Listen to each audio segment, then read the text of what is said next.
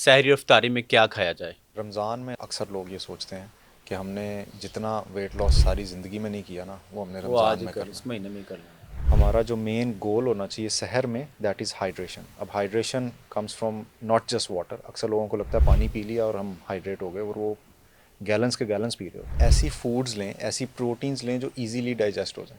अब simple example is कि अगर आप दूध पीते हैं, ऑल्दो उसमें प्रोटीन है, बट उसकी digestion is a bit different, तो आप क्या करते हो, उससे ईजियर वर्जन लेते हो जो आपके डाइजेस्टिव सिस्टम के ऊपर ईजी है, विच इज़ लेट्स से दही। आप देसी घी यूज़ ज़रूर करो, बट पराठों में इस्तेमाल ना करो। ठीक बिकॉज है। जब भी हम कार्बोहाइड्रेट्स को और फैट्स को मिक्स करके खाते हैं ना, दैट्स अ डिज़ास्टर। इफ्तारी हुई, फौरी खाने की तरफ नहीं जाना। हेलो, मैं हूं Zuaib Bukhari, certified fitness trainer और आपका होस्ट। मेरे साथ हैं डॉक्टर नसीब खान साहब, PhD sports sciences from Australia.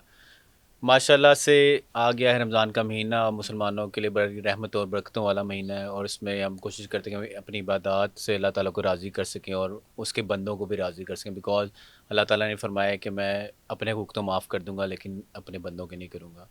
तो ये तो हो गई हुकूकुल इबाद की बात। अब अल्लाह को कैसे राज़ी करना है इस महीने में, उस पर बात करेंगे, और फिटनेस से रिलेटेड हम कैसे डाइट को बेहतर रखें रमज़ान में।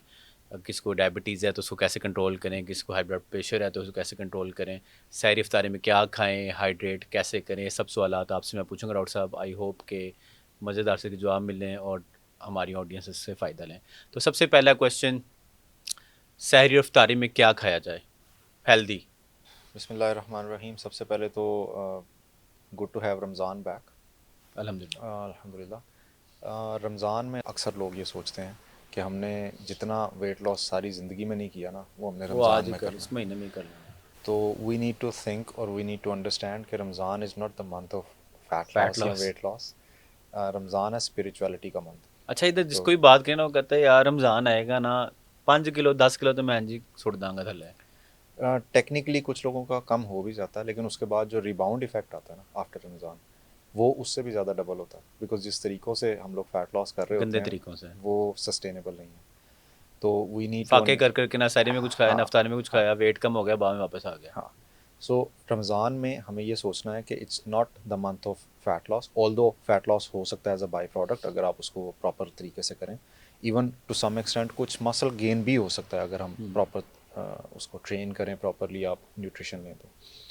अब आपने बात की कि सहरी और इफ्तारी में क्या खाना चाहिए, तो आइडियल सिचुएशन इस रमज़ान के लिए अगर हम बात करें तो आपका जो रोज़ा है ना, वो 12 से 13 घंटे का है, इससे लंबा बिल्कुल। नहीं है। अब इतनी फास्टिंग जनरली हमारी जो है ना वो हो जाती है एवरी सिंगल डे। बिकॉज जब आप रात को खाते हो एंड देन अगले दिन ब्रेकफास्ट करते हो, उसके दरमियान का जो फास्टिंग टाइम है दैट इज़ समवेयर लेकिन अराउंड डॉक्टर साहब वो बारह तेरह सोए सोए चौदह होता है ना, घंटे एनर्जी कोई नहीं हाँ, यूज़ करे, कुछ कर नहीं रहा था, बाथरूम एक दो बार उठे, रात को बाथरूम गए वापस आ गया। ट्रू।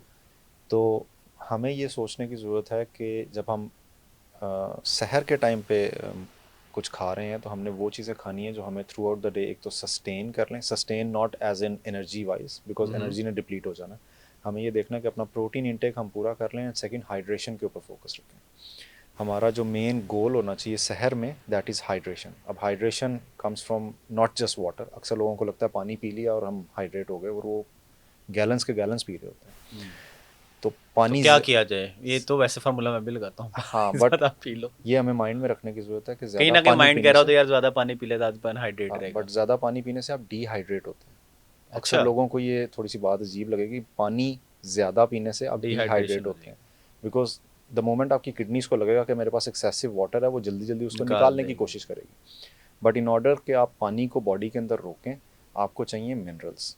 अब वो मिनरल्स वही हैं जो जिनको हम इलेक्ट्रोलाइट्स कह रहे होते हैं, सोडियम, पोटेशियम, मैग्नीशियम और क्लोराइड। सो उन चीज़ों की क्वांटिटी को आपको बढ़ाने की ज़रूरत है, स्पेशली सहर के टाइम पे, इवन इन अफ्तार, बिकॉज सारा दिन से आप डिहाइड्रेट हुए होते हैं, तो आपने अपने आप को दोबारा से रिहाइड्रेट करना है। सो उस पर फोकस करें। एंड सेकेंडली कोशिश करें कि ऐसी फूड्स लें, ऐसी प्रोटीन्स लें जो ईजीली डाइजेस्ट हो जाएं। अब सिंपल एग्जांपल इज़ कि अगर आप दूध पीते हैं, ऑल्दो उसमें प्रोटीन है, बट उसकी digestion is a bit different, तो आप क्या करते हो, उससे ईजियर वर्जन लेते हो जो आपके डाइजेस्टिव सिस्टम के ऊपर ईजी है, विच इज़ लेट्स से दही। दूध से ही बना है, बट बिल्कुल। उसमें जो कार्बोहाइड्रेट्स हैं उसको फर्मेंट कर दिया हुआ है, तो वो ईजियर है डाइजेस्ट करने के लिए, प्लस उसमें प्रोटीन का कंटेंट अच्छा है। ठीक है। So that can be used in सहर। और अगर हम इफ्तार की बात करें तो और हमें दही के साथ कर लिया जाए, रोटी कितनी खाएं, क्या करें? हाँ हाँ, चार पराठे खाने वाले लोग हैं चार लोग ही खाते हैं। तो हमें ये देखना है कि अगर आपने सहर में लेना है तो इंस्टेड पराठों के आप देसी घी यूज़ ज़रूर करो, बट पराठों में इस्तेमाल ना करो। ठीक बिकॉज है। जब भी हम कार्बोहाइड्रेट्स को और फैट्स को मिक्स करके खाते हैं ना, that's a disaster. Because carbohydrates भी एनर्जी के लिए हैं, फैट्स भी एनर्जी सोर्स हैं।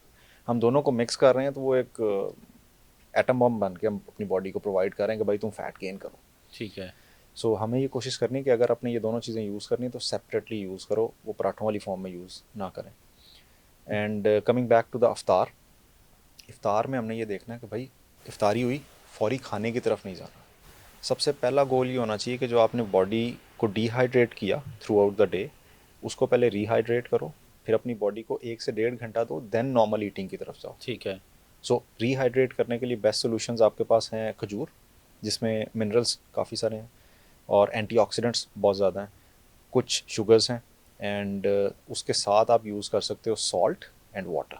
दीज आर द 3 थिंग्स जो आप बेस्ट ऑप्शंस हैं जिनको आप रिहाइड्रेट करने के लिए यूज़ करें, एंड देन गो फॉर। और समोसे पकौड़ों के बारे में क्या ख्याल है?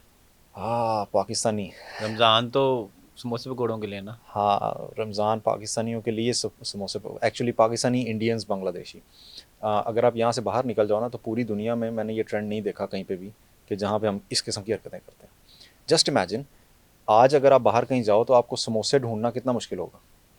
बहुत मुश्किल से ऐसे ही। शायद किसी स्पेसिफिक शॉप पे जाना पड़े बिल्कुल। जहाँ पे आपको समोसे मिलेंगे, बट रमज़ान में आपको हर पैंचर गली वाले में, ने भी लगाए होते हैं हाँ, समोसे। हर गली में मिलेगी। तो दिस इज़ समथिंग कल्चरल कि जी बिल्कुल। रमज़ान आ गया, अब हमने ये काम करना है।